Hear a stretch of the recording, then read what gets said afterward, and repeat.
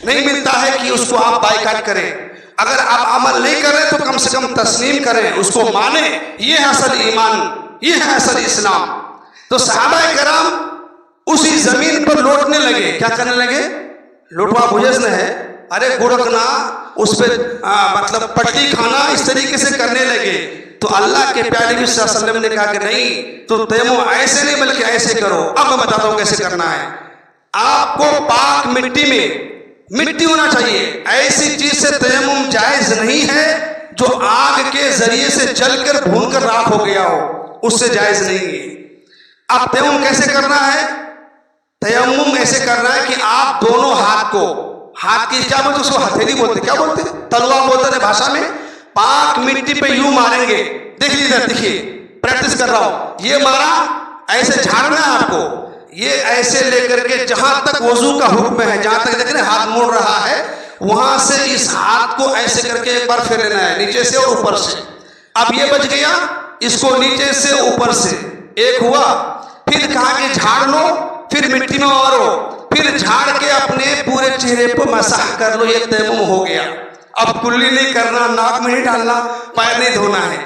میرے بھائیوں، بزرگوں، دوستوں، ٹائم ہو رہا ہے. اب بتائیے کیا اس سے آسان شریعت کوئی ہو سکتا ہے؟ نہیں ہو سکتا ہے. اس کے باوجود بھی مسلمان اللہ کی عبادت سے غافل ہے، دور ہے. بڑی افسوس کی بات ہے. تو اللہ کے نبی صلی اللہ علیہ وسلم ہے عائشہ کے ذریعے سے اس مشکل کو اللہ تبارک تعالیٰ نے آسان کر دیا اور قرآن میں کہہ دیا کہ تم اس طریقے سے پاکی حاصل کرو. ہم نے دیکھا مسلمانوں کو کہ وہ ناپاکی کی حالت میں اللہ کے سرزمین پہ چل رہا ہے.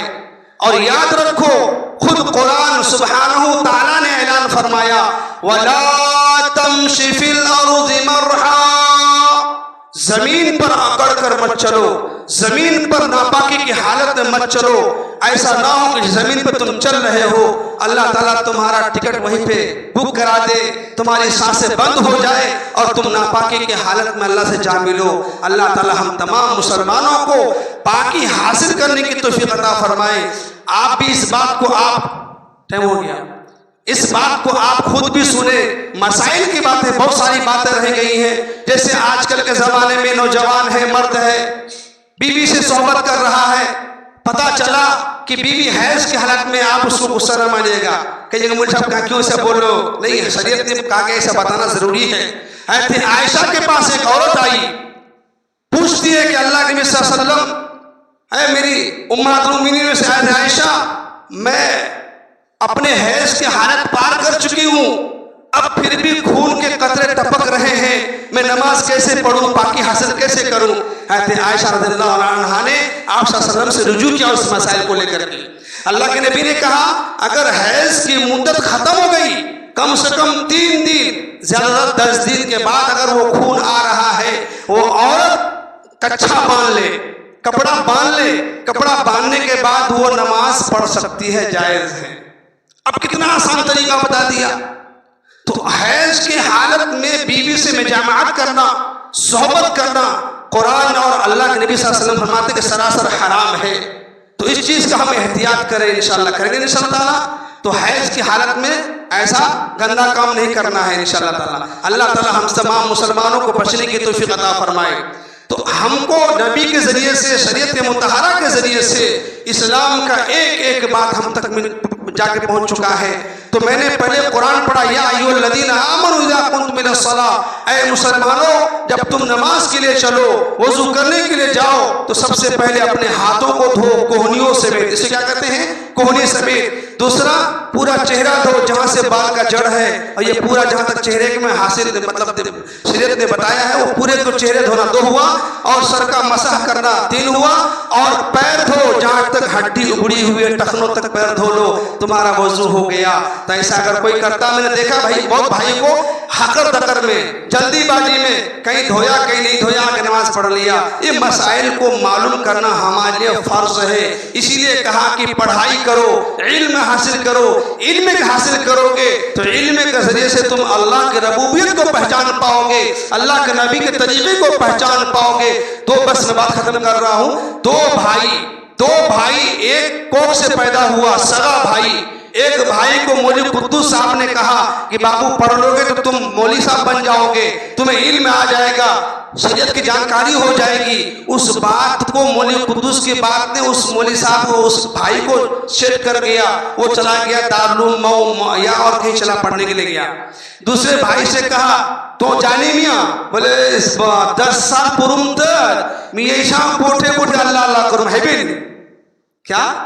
بولو بھائی 10 سال پرم تر میاں شام پوٹھے اللہ اللہ کرم کا کرنے کربو میں جانے نہیں وہ کروں نہیں کہ نہیں بہت تو تم سب فتوا ایسا کر کے وہ بائیکاٹ کر دیا۔ اور جس دن بھائی بیگ لے کے نکلا یو پی کی سرزمین پر، اسی دن اس کا بھائی نکلا ہمالیہ پہاڑ کی طرف گیا، ایک پہاڑ میں چھپ گیا۔ اس کا دماغ یہ کام کیا کہ دنیا کی رنگ و رنگت سے، زیب و زینت سے ہم پاک صاف ہو جائیں گے، اسی جگہ اللہ اللہ کریں گے۔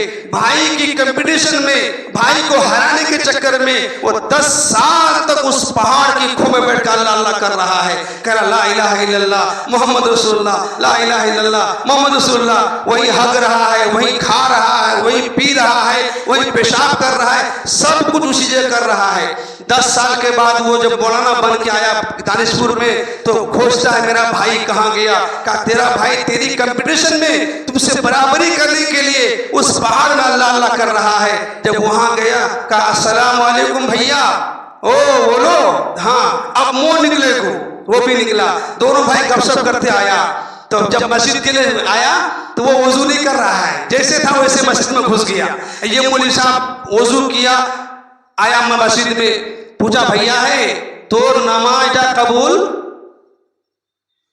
نہیں ہلکو یا ہم نے نہیں ہلکو، چلے بھائی نہیں ہلکو، کہا کنے ہلکی منہ پڑھوں تو پڑھ لو کہ بھیا شریعت نے کہا کہ نماز پڑھنے سے پہلے قرآن کیا کہتے ہیں پاکی حاصل کرو، تتی اٹھا سے بولو یہ خودن قدر نہیں کھلی ہیں نہ پیشاب کے بولو امی قدر کھلنو پاک صاحب ہے نونو، کہا کہ تی مولی صاحب چلی مر دشمن چھے دشمن تو بات نہیں مانو، وہاں سے بھاگ گیا۔